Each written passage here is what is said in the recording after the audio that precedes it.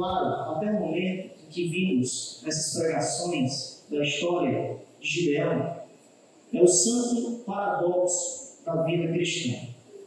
Um paradoxo é uma combinação de dois pensamentos que parecem contradizer-se.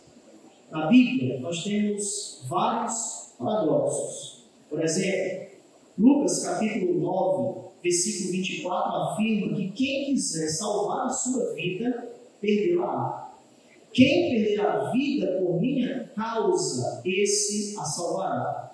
Então veja que Jesus afirma que aqueles que querem viver para Deus devem estar dispostos a morrer para si mesmos e viver para Deus, mesmo que isso custe a própria vida.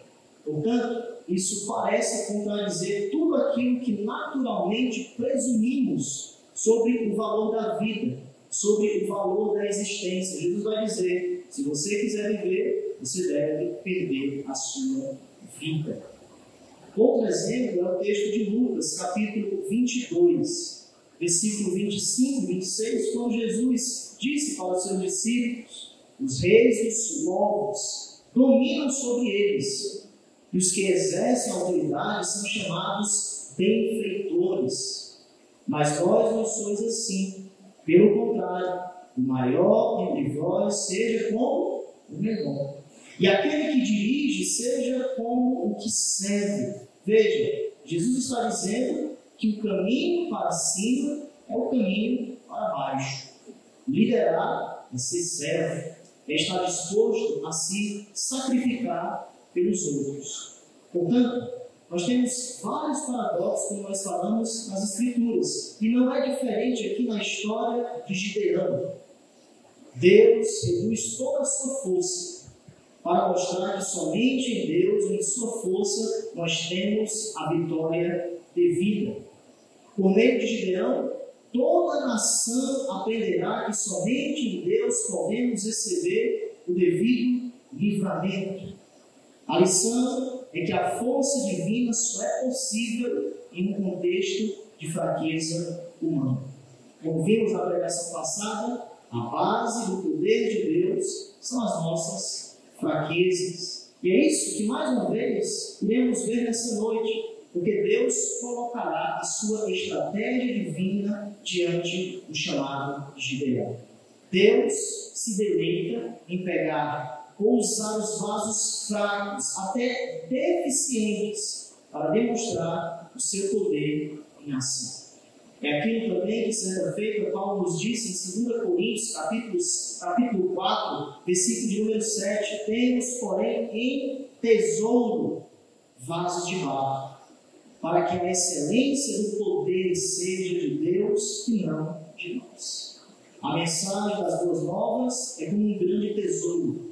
Nós temos o Evangelho.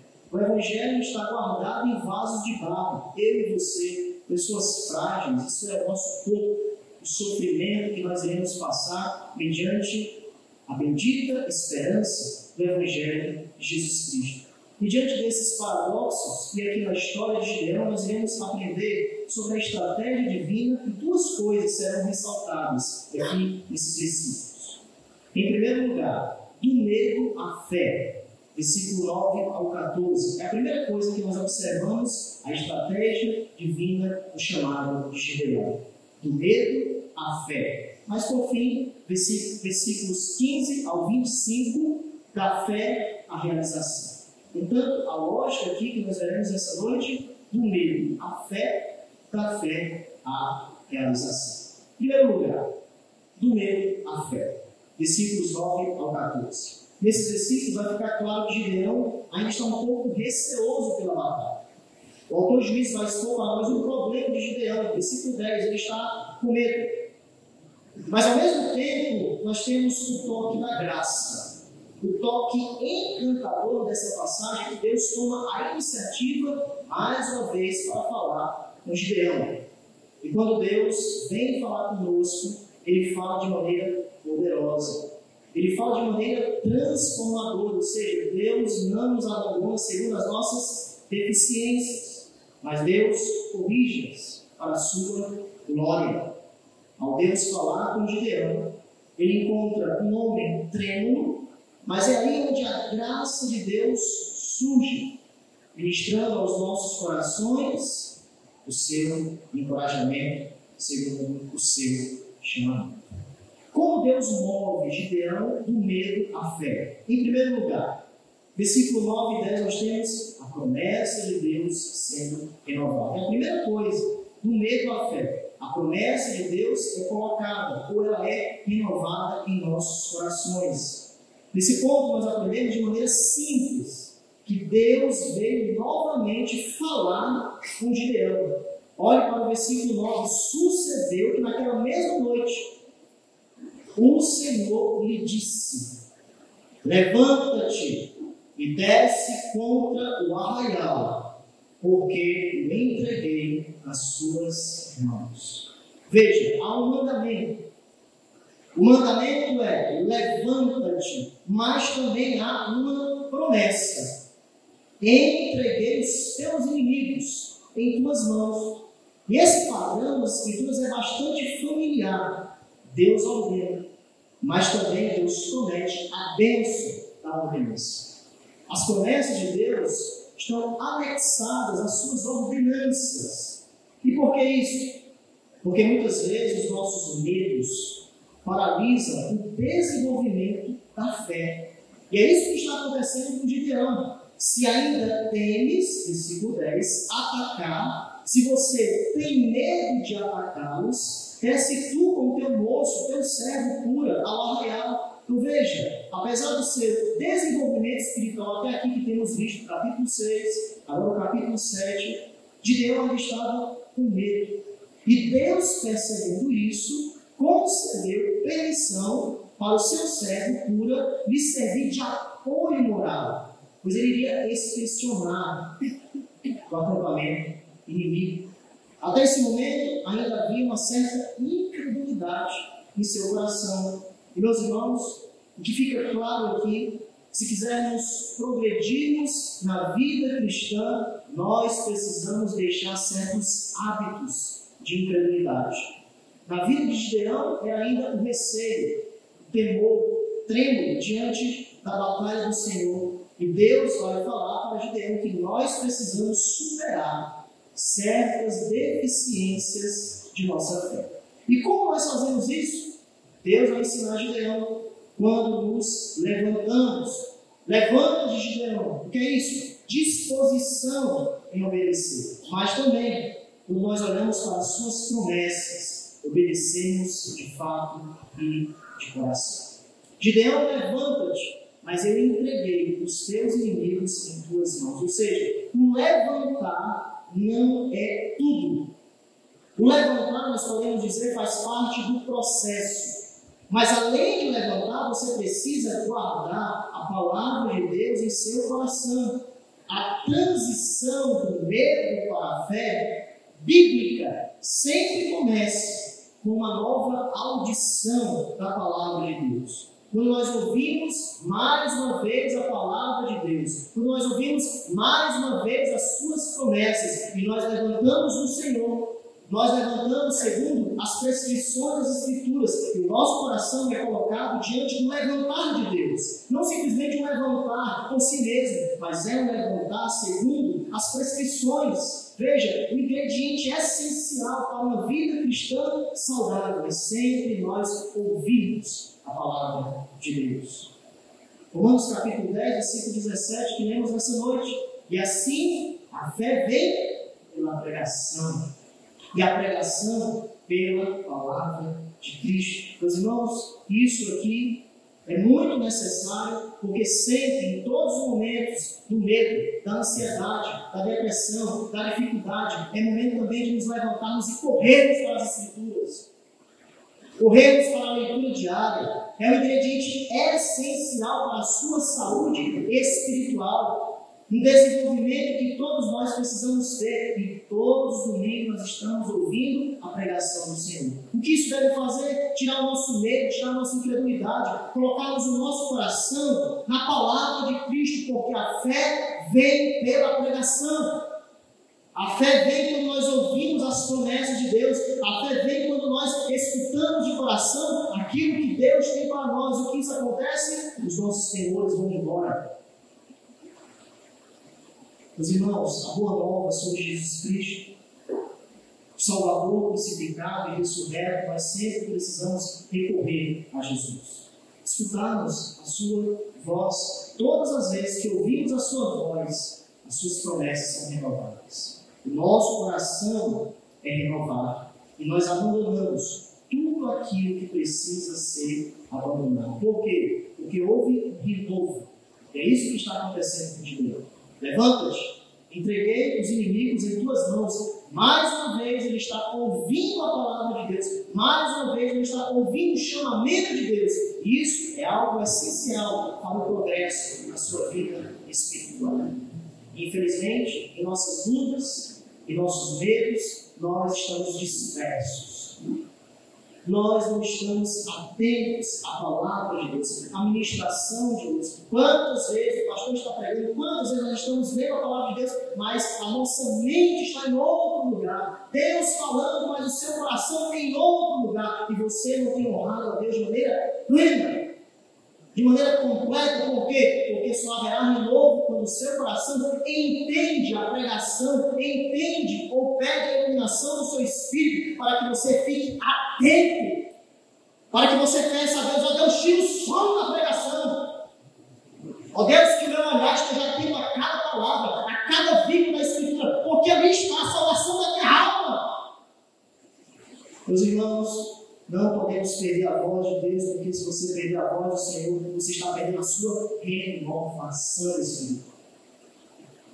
Através da pregação, através da leitura da palavra de Deus, a sua fé é renovada ou estabelecida em Cristo. Então, todas as vezes que você abre a Bíblia, que você ouve uma pregação, onde quer que você esteja, é o momento de Deus renovar o seu coração. É o momento de Deus falar com você de maneira íntima. E nós não podemos perder isso de vista. Nós precisamos estarmos atentos à voz de Deus. E é isso que Deus faz na vida de Gideão. Levanta-te, pois eu entreguei os inimigos em tuas mãos. A segunda coisa é que a providência de Deus é revelada. Versículos 11 a 14. Observe que Deus não abre mão de sua ordem. Gideão está diante de uma ordem. Deus não se acomoda às suas fraquezas, mas Deus o assiste e transforma naquilo que ele precisa ser transformado. O que Gideão precisava naquele momento era que as suas dúvidas fossem removidas. Versículo de número 10. Deus vai em seu amor, em graça, aonde Gideão mais precisava. Apesar de sua dúvida, Deus que governa toda a história operou na vida de Gideão. O interessante dessa providência divina é que, para fortalecer a fé de Gideão, Deus concedeu de maneira graciosa uma prévia da vitória próxima. E como é que Deus faz isso? Permitindo-lhe entrar no acampamento dos midianitas e ouvir um sonho do próprio midianita sobre o triunfo de Israel. Além de ele ouvir o sonho, ele ainda viu a interpretação. Veja os versículos 11 em diante. E ouvirás, vá lá, eu vou trabalhar no seu meio, a minha providência vai revelar a minha vitória para você. Depois, fortalecidas as suas mãos, o propósito dessa prévia é fortalecer o coração de Gideão. Descerás, então desceu ele o seu rosto, os midianitas, os amalequitas e todos os povos cobriram o vale. Veja, algo gigantesco, uma grande multidão, um exército inumerável, 300 homens contra os inimigos. Chegando pois Gideão, eis que certo homem estava contando o sonho. Ele chegou na hora exata. Na hora exata, quando ele se coloca diante do acampamento dos midianitas, o próprio midianita está contando um sonho. E esse sonho, diante da interpretação, que nós veremos mais à frente, o controle de Deus aqui, é para dizer: esse sonho que nós estamos vendo nesse momento é que Gideão saiu vitorioso. Ele vai vencer essa batalha. Meus irmãos, esse sonho, com a sua interpretação, era tudo que Gideão, naquele momento, necessitava para fortalecer o seu coração. À luz do seu medo, E através desse sonho, Gideão observou que o Senhor colocou medo dos seus inimigos. E naquele momento, Gideão ganhou ânimo para o combate. O que nós aprendemos com isso, diante dessa santa providência, diante da promessa renovando o seu coração e a providência manifestando, demonstrando certas coisas perante o nosso coração, é que muitas vezes Deus permite nós darmos uma espiada nos bastidores. É isso que Deus está mostrando. Através das circunstâncias que são até invisíveis, Deus quis revelar isso para Gideão, pela sua graça, Deus permitindo certas circunstâncias para que Gideão fortalecesse o seu coração e continuasse caminho. Em todos esses versículos fica claro que a mão soberana e providencial de Deus agiu em todos os detalhes. Deus direcionou Gideão ao local exato.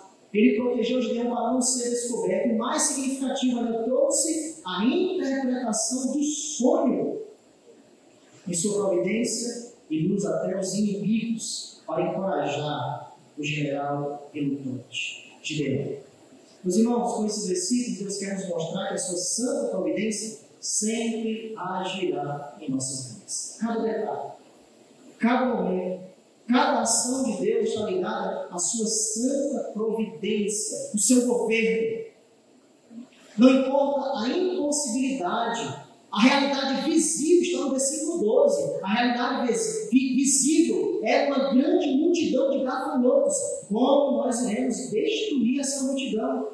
Mas, diante da realidade visível, há uma realidade invisível. A realidade invisível se encontra diante desse sonho. Deus estava governando todas as coisas para entregar os inimigos do seu povo em suas mãos. A caminhada, meus irmãos, não precisamos de todos os detalhes.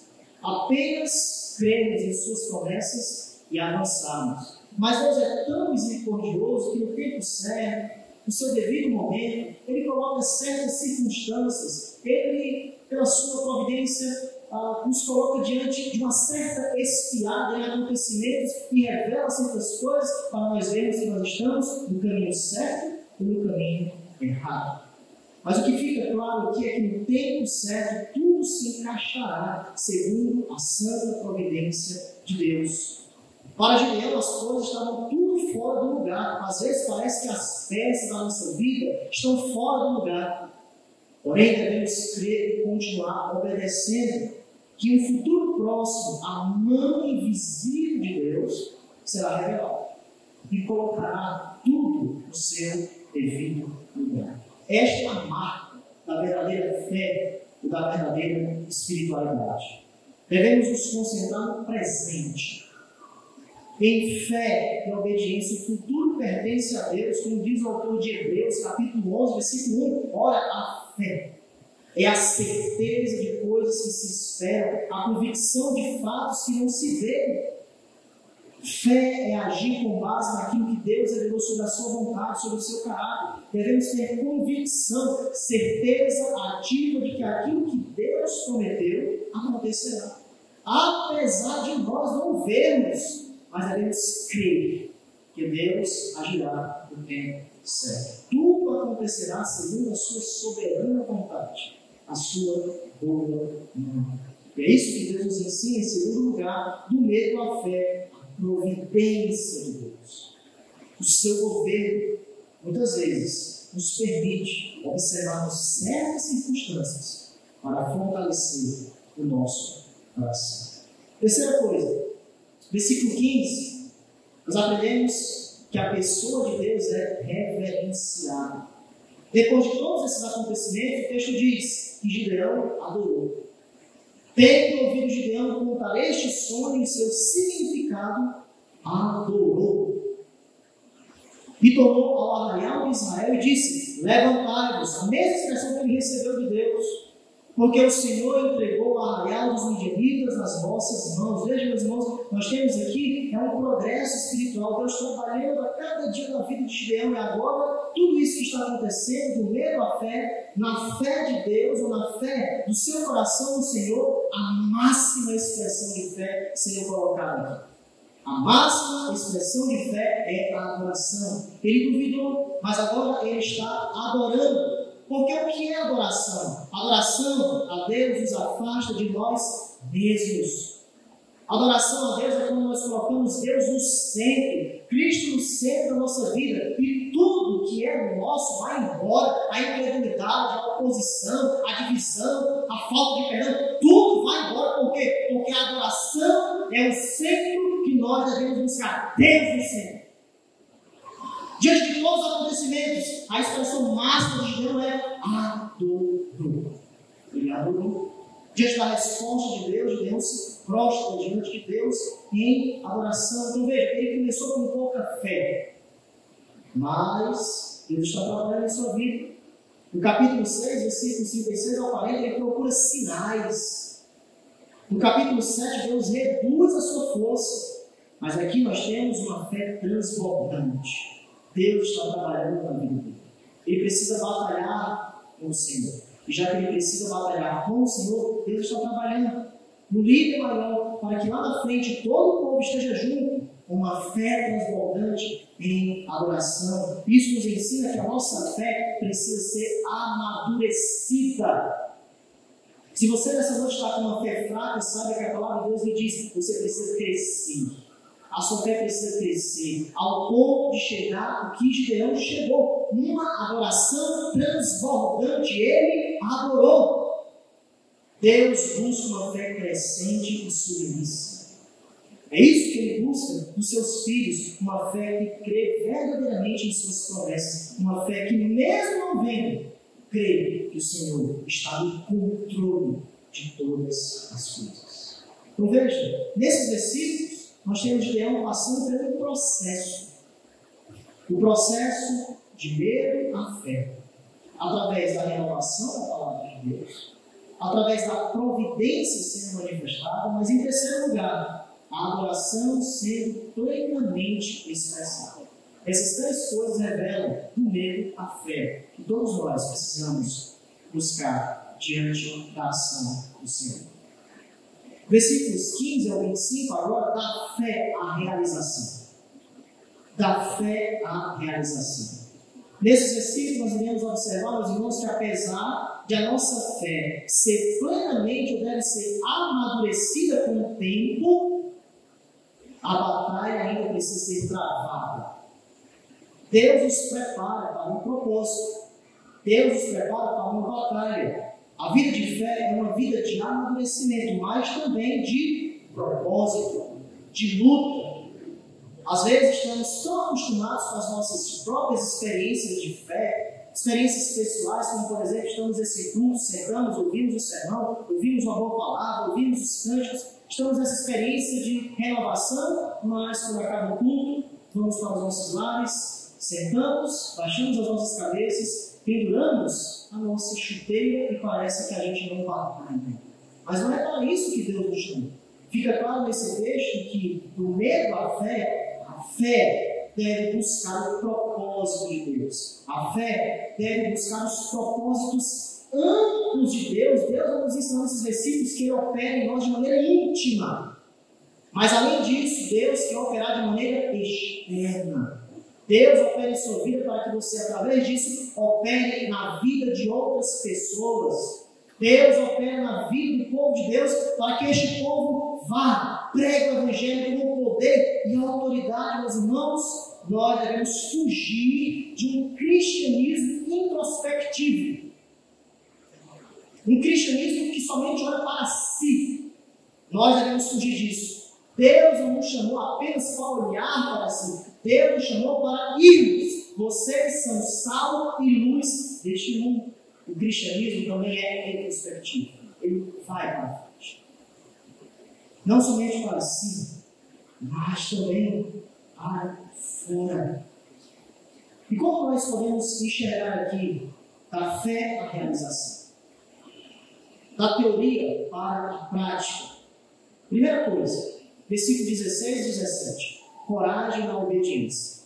Olha aqui o texto. A primeira coisa, coragem na obediência. Depois de tudo que aconteceu, Deus fala para Gideão. Versículo 16. Então repartiu os 300 homens, ele está colocando a sua fé em ação, em 3 companhias, e deu-lhes a cada um nas suas mãos trombetas, campos vazios com tochas deles, e disse-lhes: olhai para mim, e fazei como eu fizer. Chegando eu às imediações do arraial, como eu fizer, assim fareis. Veja, Deus está trabalhando nele, e agora ele vai trabalhar junto com o povo, porque o propósito da fé é a batalha, é a vitória de Deus. Gideão se volta para os 300, com fé renovada, como Moisés agravou, mas ele transmite a mensagem de Deus ao povo com convicção. Sua liderança em todo esse empreendimento é crucial, meus irmãos. É por isso que o autor enfatiza que toda a sua preparação para a batalha acontece desde o capítulo 6, ele está sendo preparado para um grande momento, mas o povo de Deus precisa também ser colocado diante dessa realidade. Ele adorou a Deus, ele está em um momento íntimo com o Senhor, mas agora ele está se preparando para esse grande momento. E ele diz para o povo: olhai para mim e fazer como eu fizer. Veja, liderança é um chamado para ser exemplo para o povo de Deus, pois o mundo nos observa. O mundo está observando a Santa Igreja e precisamos, cada um de nós, sermos exemplos em nossos lares. Olhai para mim e fazer como eu fizer. Olhai para mim, eu fui renovado. Olhai para mim, estou olhando para a providência. Olhai para mim, eu estou em uma vida com fé, buscando o propósito de Deus. Não é à toa que no chamado pastoral e no chamado diaconal, Paulo instrui a igreja em 1 Timóteo capítulo 3 para olhar não apenas para a oratória, não apenas para as capacitações, mas principalmente para as questões morais, para as questões éticas. E certa feita Deus disse para Timóteo, no capítulo 4, versículo 12 de 1 Timóteo: ninguém despreze a tua mocidade. Pelo contrário, torne-te padrão dos fiéis. Em Timóteo, você deve ser padrão na palavra, no procedimento, no amor, na fé, na pureza. Então veja, a incumbência na chamada de Gideão envolvia coragem. Mas além disso, o exemplo. E o exemplo está na nossa obediência. O maior exemplo que você pode dar para o seu filho é você vivendo o Evangelho com Cristo. O maior exemplo, irmão, que você pode dar para a sua esposa é você liderando o seu lar como Cristo amou a igreja, vivendo o Evangelho. O maior exemplo que a igreja pode dar para o mundo é vivendo esse Evangelho com poder. Ao ponto de nós dizermos ao mundo: olhai para nós e vejam que nós vivemos a vida de Deus. Isso é interessante, porque nessa coragem e obediência, Deus não entrega a você as coisas de bandeja. Seria muito bom. Mas a cada dia que nos levantamos para batalhar, precisamos colocar no nosso coração nas ordenanças de Deus, nas promessas de Deus. É nos movermos da aceitação intelectual de Deus para uma experiência real e profunda. Obediência nada mais é do que você colocar sua fé em prática. Você demonstrar o seu cristianismo de maneira real. E é isso que Gideão pede ao povo: olhai para mim. Sigam o meu exemplo. Vocês precisam partir para a guerra em total completude. Isso é de suma importância. A batalha envolve, meus irmãos, o levantar das nossas cabeças, mas também o levantar do nosso coração em obediência à palavra de Deus. Todo o povo, unido em um único propósito, a vitória deve ser conquistada na coragem, levantai-vos, mas na obediência às ordenanças de Deus. E Gideão se coloca em primeiro lugar. Você já está vivendo isso no seu íntimo, e agora ele parte para todo o povo de Deus.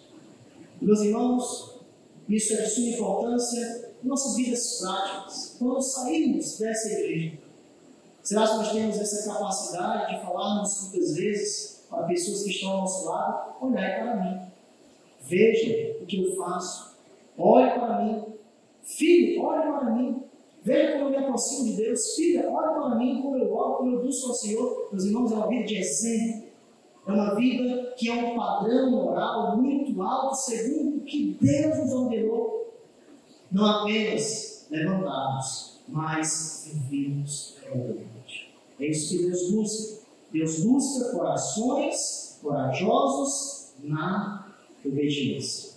Olhai para mim e fazei como eu fiz. Unidade, liderança e povo, congregação e líder em um mesmo propósito. Mas a segunda coisa que nós vemos é a sabedoria em ação. Versículos 18 ao 21. Interessante que diante da sabedoria de Deus nós temos a responsabilidade humana aqui. A estratégia muito sábia de Gideão. Uma estratégia que, ao invés de ser ofensiva, Gideão e seus soldados usaram a surpresa. Eles usaram a ilusão como tática. Os versículos 18 ao 21 vamos mostrar isso. Quando tocar a trombeta, todos que comigo estiverem, então vós também tocareis ao vosso redor em todo o arraial, e direis: pelo Senhor que com Gideão. Por que pelo Senhor com Gideão? Porque o midianita Senhor com Gideão. Ele captou isso. E quando o povo falasse pelo Senhor e pelo Gideão, os midianitas iriam ficar apavorados. Chegou o sonho que irá ser cumprido. Sabedoria, estratégia sábia. Gideão teve essa perspicácia de, além de anunciar pelo Senhor, mas também por Gideão, o grito de guerra, o toque repentino das 300 trombetas, a tocha acesa, deram uma impressão de que era um numeroso exército. E quem sabe, meus irmãos, como nós lemos no capítulo 7, versículo 3, os midianitas souberam ou perceberam que eram vários homens. Aqui, quando nós lemos no versículo 3 do capítulo 7, veja: apregou, pois, aos ouvidos do povo, dizendo: quem for tímido e medroso, volte e retire-se da região montanhosa de Gileade. Então do povo, 22.000 e 10.000 ficaram. Quem sabe essa informação chegou para o povo? Gideão também tem um grande exército, 32.000, mas eles não sabiam que Deus reduziu, eram 300 homens. Quando Gideão fez todo esse processo, as tochas, os cantos, um barulho, os midianitas ficaram apavorados. Meu Deus, e agora o que vai acontecer? Nós morremos. Nós morremos. Ironicamente, nem espada israelita foi usada. Apenas tochas, trombetas e cântaros. E aqui nós aprendemos que, além da nossa fé em coragem, obediência, meu irmão, você precisa de estratégia espiritual para vencer as suas batalhas. Pois nós estamos lutando com inimigos poderosos. Nós precisamos de sabedoria. Gideão demonstrou grande habilidade ao posicionar o seu exército, grupos de 100, dividindo para dar esse entendimento de um grande exército, barulho. E o povo ficou apavorado. Eu já tinha sonhado com isso. Quando viram todo esse processo, o povo se assustou, o povo bateu em retirada, o povo matou a si mesmo, como nós veremos mais à frente. Isso demonstra habilidade, estratégia espiritual que nós precisamos ter, cada um de nós. Às vezes, meu irmão, minha irmã, você vai precisar sair um pouco das redes sociais para que a sua espiritualidade esteja bem. Às vezes você vai precisar mudar o seu devocional de horário, porque naquele horário o seu corpo está exausto e você não consegue captar as escrituras. Às vezes você precisa orar mais, às vezes você precisa se aconselhar com pessoas mais espirituais do que você. Você precisa ter estratégia. Você precisa saber que nessa batalha espiritual, estratégias precisarão ser estabelecidas, pois o inimigo é um grande estrategista. Efésios vai dizer que ele está diante do nosso derredor, mas ele tem estratégias, ciladas de Satanás, que nós precisamos da armadura de Deus.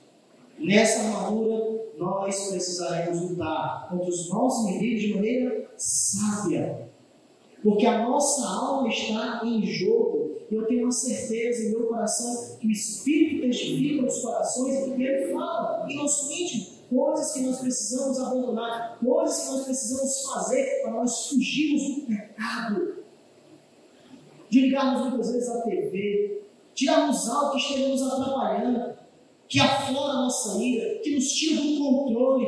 Nós precisamos de estratégias espirituais. Precisamos da santa sabedoria de Deus para que a nossa alma conquiste a espiritualidade do Senhor. Portanto, meu irmão e irmã, busque as estratégias espirituais. Coloque a sabedoria em ação. É isso que Gideão fez e é isso que ele nos ensina.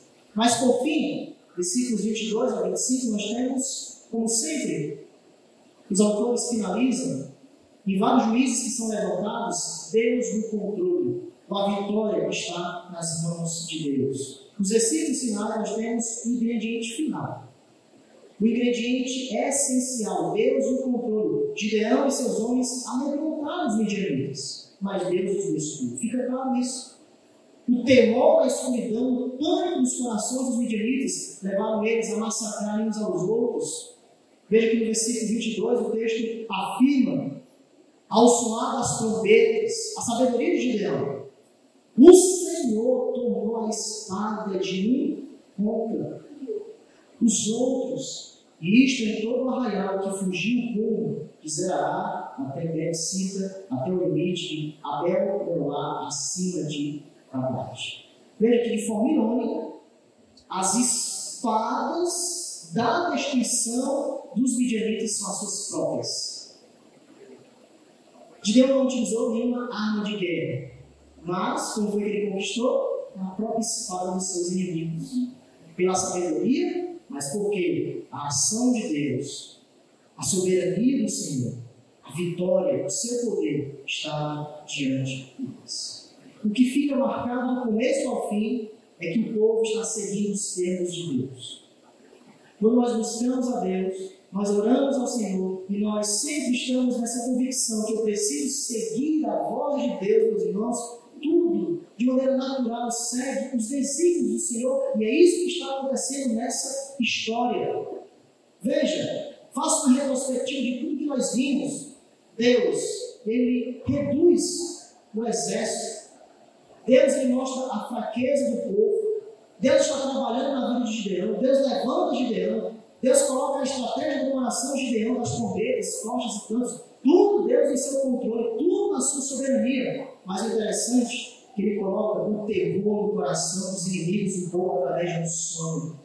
E esse sonho é muito interessante, porque nos versículos 13 e 14, voltando para o que já vimos agora há pouco, ele mostra um pão de cevada. Parece que quando a gente lê esse texto fica meio estranho, porque nós temos um abismo cultural, nós já temos visto na EBD, um abismo espiritual, cultural, um abismo linguístico, e muitas vezes quando a gente lê, nós precisamos entrar na cultura para entendermos o porquê Deus está colocando um pão de cevada. Não faz muito sentido para nós, mas aquele contexto fazia total sentido. Por quê? Porque a cevada era o cereal mais cultivado. Era a alimentação mais básica das pessoas mais pobres. E o que é que Gideão fala para Deus no capítulo 6, versículo 15? Olha para o texto. Olha o que é que ele diz. Capítulo 6, versículo 15. E ele lhe disse: ai, Senhor meu, com que livrarei Israel? Eis que a minha família é a mais pobre em Manassés, e eu, o menor, na casa de meu pai.